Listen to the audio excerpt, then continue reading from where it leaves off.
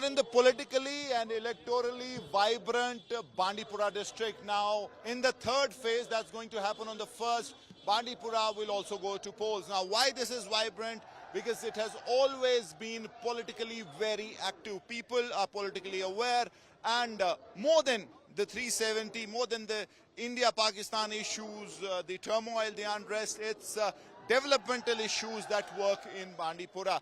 Now, this place has seen a dominance of Usman Majid, who most of the times has fought as an independent, though he was with the Congress, initially a militant, then turned counter-insurgent, and finally finding his career in politics. So he is someone who is the candidate to beat. But as you can see, Engineer Rashid is here as part of his whirlwind campaign.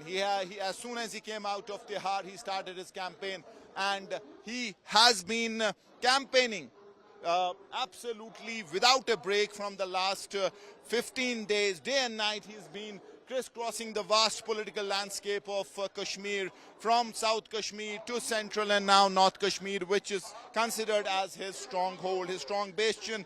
He is from Handwara, and hope is that he will be able to recreate the magic of the Lok Sabha elections. Bandipora voted for him in a big way, but the question is, will the trend repeat? Now, it's going to be tough because, as I said, in assembly elections the issues are different, and especially if you talk about Bandipora, 370 obviously is not a major issue. This place wants more of a developmental agenda, and that is why we've seen various parties coming out with more of a development than the rhetorical political speeches on 370 or the promise of getting it back.